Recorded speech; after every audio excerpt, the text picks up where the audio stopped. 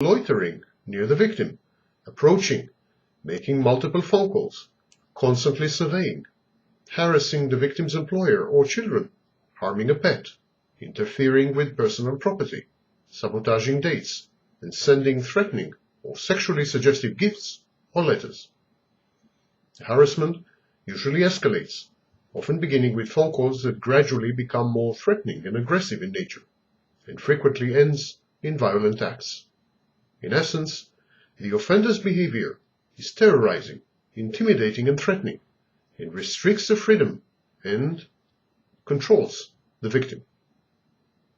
In the United States, continues the authors, there are individual state laws, but no unified federal anti-stalking laws.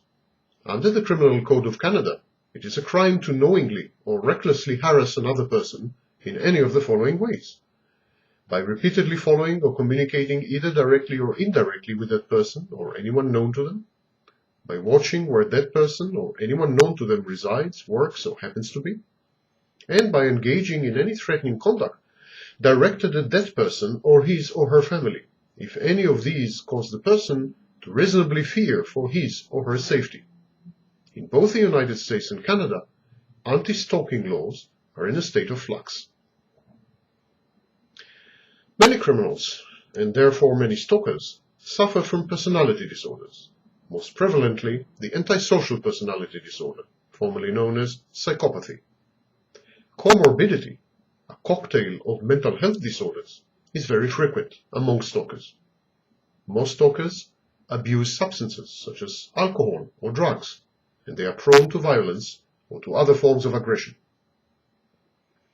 Antisocial personality disorder was formerly called psychopathy, or more colloquially, sociopathy.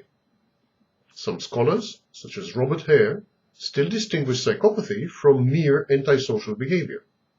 The disorder appears in early adolescence, but criminal behavior and substance abuse often abate with age, usually by the 4th or 5th decade of life. Antisocial personality disorder may have genetic or hereditary determinants and afflicts mainly men. Brain activity is different in psychopaths than in the average normal population.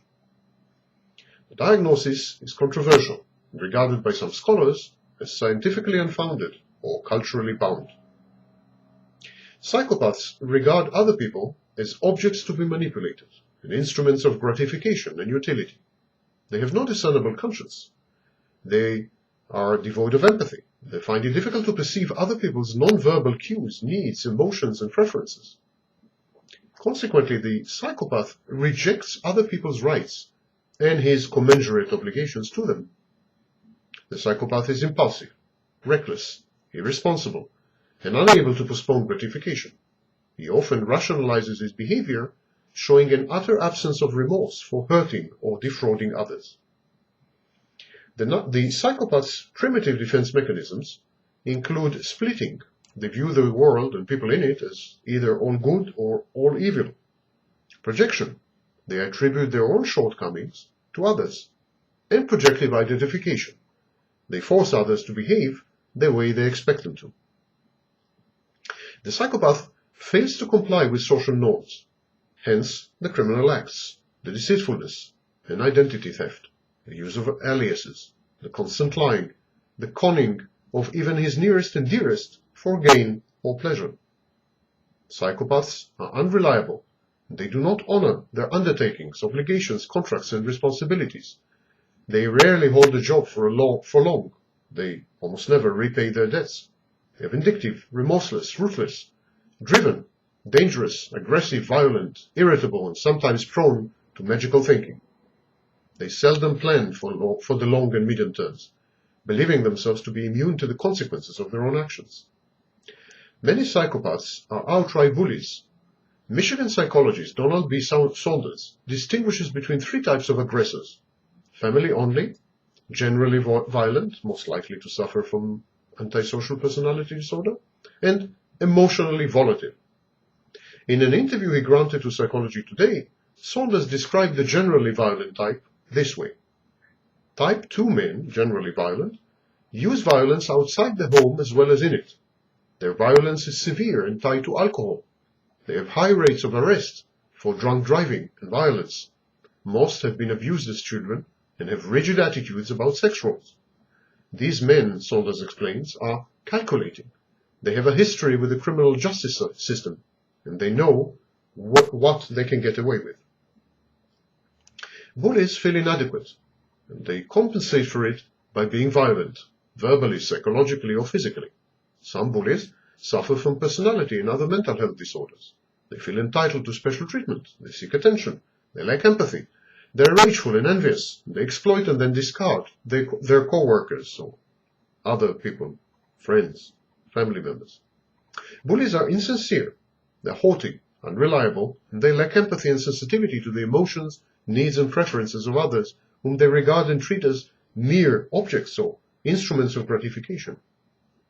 Bullies are ruthless, cold, and have alloplastic defenses and an outside locus of control. In other words, they blame others for their failures, defeats, or misfortunes. Bullies have low frustration and tolerance thresholds. They get bored and anxious easily. They're violently impatient, emotionally labil, unstable, erratic, and untrustworthy. They lack self-discipline. They're egotistic, exploitative, rapacious, opportunistic, driven, reckless, and callous. Bullies are emotionally immature, and they are control freaks. They are consummate liars and deceivingly charming. Bullies dress, talk, and behave normally. Many of them are persuasive, manipulative, or even charismatic. They are socially adept, liked, and often fun to be around and the center of attention. Only a prolonged and intensive interaction with a bully, sometimes as a victim, exposes his or her dysfunction. Though ruthless, typically violent, the psychopath is a calculating machine, out to maximize his gratification and personal profit. Psychopaths lack empathy and may even be sadistic, but they understand well and instantly the language of carrots